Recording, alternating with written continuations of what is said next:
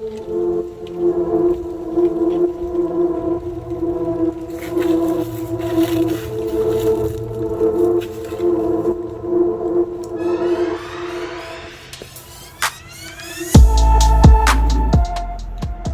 up, guys? Welcome back. Today I want to talk about my 2023 KTM 500 EXC-F.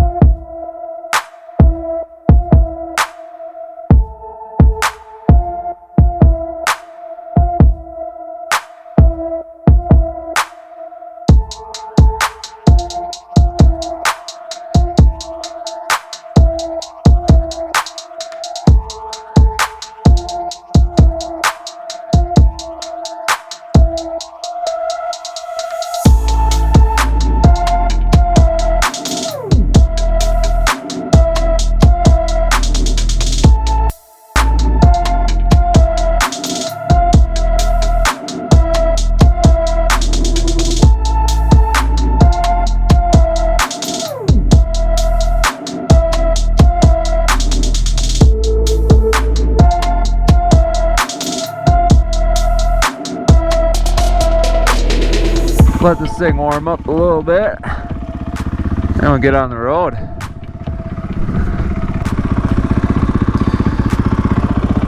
Oh, let's get on the road, shall we? Beep. So let me start out by saying, right off the bat, I absolutely am in love with this bike. It's just that good. So that's it. Yep, review's over. Just go get it. You've been thinking about buying one? Go buy it, because it's the best bike you can own. Just kidding, don't leave. Don't leave me, wait for me, wait for me. First I want to talk about why I even got this bike in the first place. I've owned a lot of bikes, and I still own 2 different dual sports.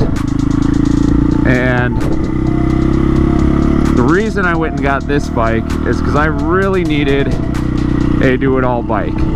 I needed something that was fun and good on single track and trails, but also street legal and fun to ride on the street. I currently have a 2019 CRF 450L and, well, what's actually the wife's bike, a 2008 WR250R. So my CRF 450L, that bike is absolutely amazing on the street. It's got tons of power. It does have a pipe and a tuner. It has plenty of power for the street, and that's exactly what I use it for. I don't know where I am. I think I missed a turn. Anyways, that bike is fantastic on the street, but it really suffers off-road. Now let me explain. I know a lot of guys who take their 450 off-road, single track, don't have an issue with it. My problem with it is that the throttle is so touchy that I feel like the entire time I'm off-road, I'm just fighting the bike in first and second gear. The throttle is so on and off and so snappy that it just is not enjoyable to me to ride off-road. However, on the street, it has gobs of power and makes for a great hoon machine, especially in supermoto. And that's why it just stays in supermoto trim. I don't even have the dirt wheels for it anymore. I sold those long ago because I just didn't like taking it off-road. On the other hand, the WR250 is a fantastic bike off-road, single track, any sort of trail system you want to hit. That bike is more than capable, super smooth throttle, and honestly a 250 is kind of all you need off-road, if I'm being honest. The reason I don't really take the WR250 anywhere anymore is because it's just so anemic. It is so underpowered for the streets. And yeah, it's still fun and good and all for some parking lot practice here and there. But when I'm going out and riding with guys, I want to be able to pull pull this thing up in 4th, 5th gear, and you can't do that with the 250. It just doesn't have the power. Insert the 500 EXC-F. Just talking to myself. Yeah. Doing my ride and review that I tried to record yesterday and my mic didn't work. Frustrating. So now I'm doing that again today. Alright, on the road again. Like I said, that's where this bike comes in. Not only is this bike absolutely fantastic on the trails, but it is gobs of fun on the street. It has so much freaking power, and it just makes for an excellent hoon machine. Even though it's a 510cc thumper, this thing is so smooth and so controllable that it makes riding single track so easy, and it just tractors through absolutely everything. And compare that to my 450 with the choppy throttle. This thing is so buttery smooth. I just absolutely love it. Now I want to talk a little bit about some of the things I don't like about this bike. And it's a very short list, and most of them are very easily fixed. But there are a couple of things.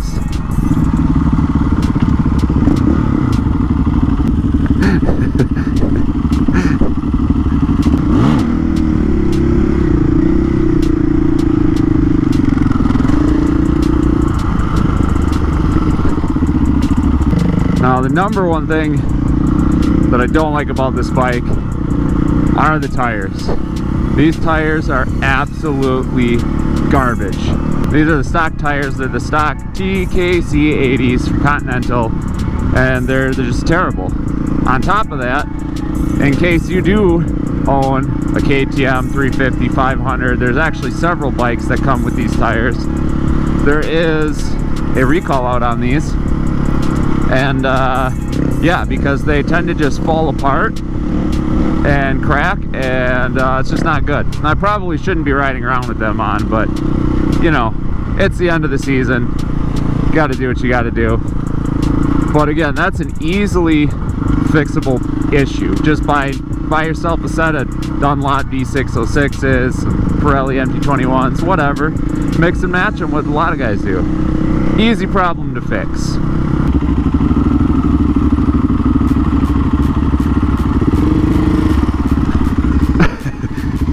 Alright, second thing that I don't like about this bike, especially for how expensive of a bike this is that every light on this thing is a crappy halogen bulb. And I don't understand why. You would think for a $13,000 dirt bike, you would get LEDs, at least. Even my Honda, being a premium bike, has all LED lights. Now I understand this is basically a dirt bike with lights, and they didn't really put a lot of thought into it, but come on, KTM. Come on! Come on! You need to do something about that. But again, this is an easily addressable issue. I already got myself a nice cheap LED headlight. Got the Takomoto tail tidy in the back with the integrated blinkers. The only thing that's still halogen are these doingers of little blinkers on here. Not the end of the world. It is a dirt bike after all. But it's still something that just drives me nuts. Alright, the third thing that everybody talks about, they talk about it on the CRF 450, the KTM 500, and that is the flame out issue. Now, everybody says, oh, you got to get a pipe, you got to get an aftermarket ECU. That's the only way to fix it. And it's just not true. All I have done to this bike, or all I did after the first, couple hours of braking, was turn the idle up. Just turn the idle up a few hundred RPMs, and I haven't had a single issue with flame out. Now, when I first got it, and it was all 100% stock, it did flame out on me. I'm not gonna lie about it. But after turning the idle up, it has, in the I've got 30 hours-ish on the bike now, about 700 miles. I haven't had a single issue with flame out. The bike has been unstoppable.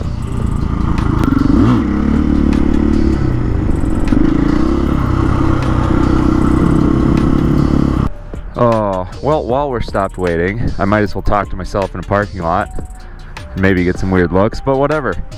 So the other thing I want to talk about on this bike is maintenance. Now everybody always talks about how KTMs are so maintenance intensive, and it's just not true, especially with their dual sport lineup. Hello.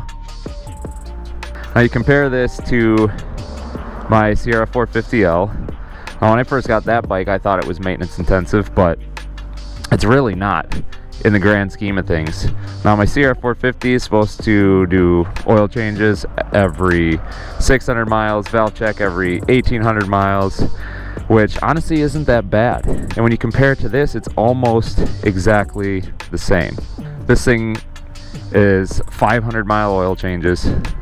Hey, just talking to myself. Yeah.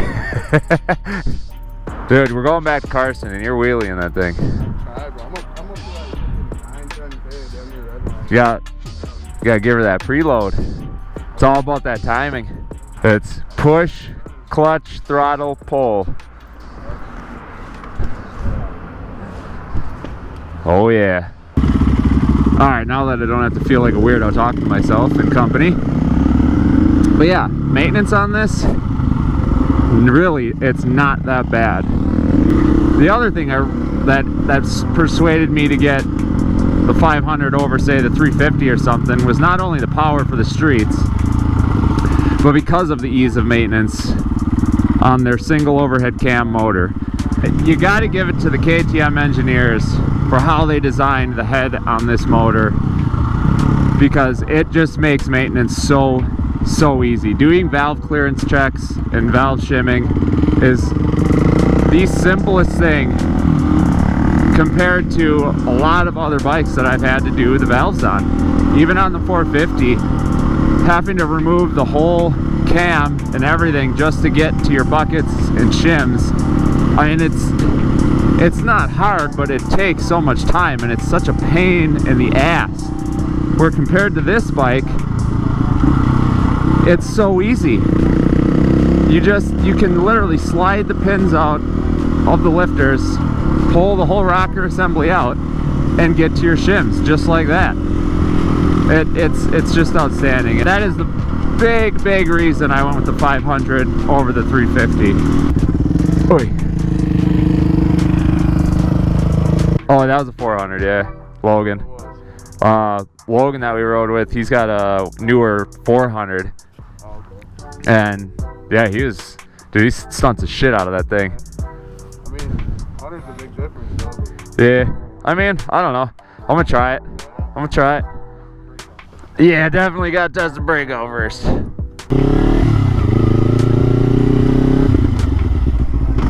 Oh, dude. I just slammed the brake. This thing's got ABS. Can you shut it off?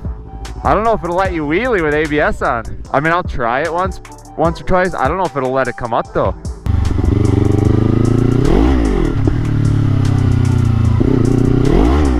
Oh.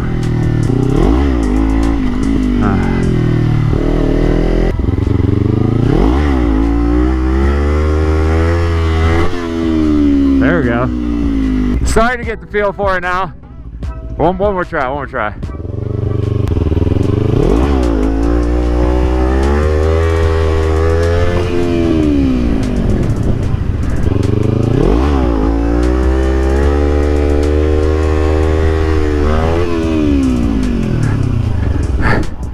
I can't see anything.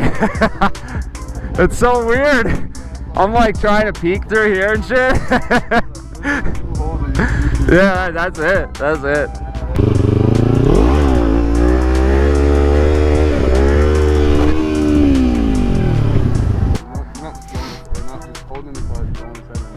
No, so like it does take practice, but because you're doing it in one motion, so you're compressing you're clutching in, you're rolling on the throttle, you're clutch out as you pull back. So it's that. So you're just rolling. Push down, clutch, and then Yep, you're, kind of smooth like. yeah, it's all one motion, just, I was just fucking holding it fast. right? Oh man, now it's weird riding this after riding that. Oh, that looks treacherous.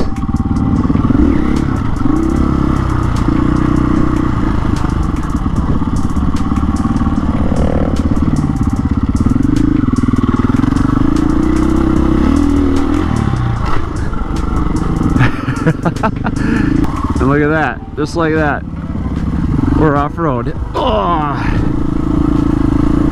And this is what it's all about. This is why this bike stays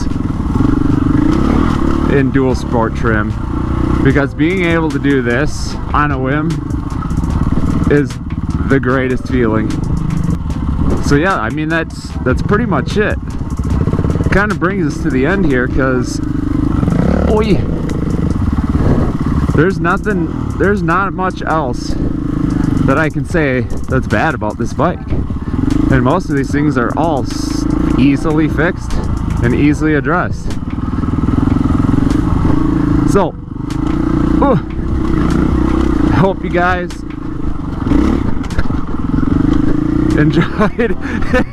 enjoyed this video. You know, I hope maybe you learned something today. Maybe I convinced you to buy a KTM. But that's gonna do it for this one, guys. So, until next time, peace.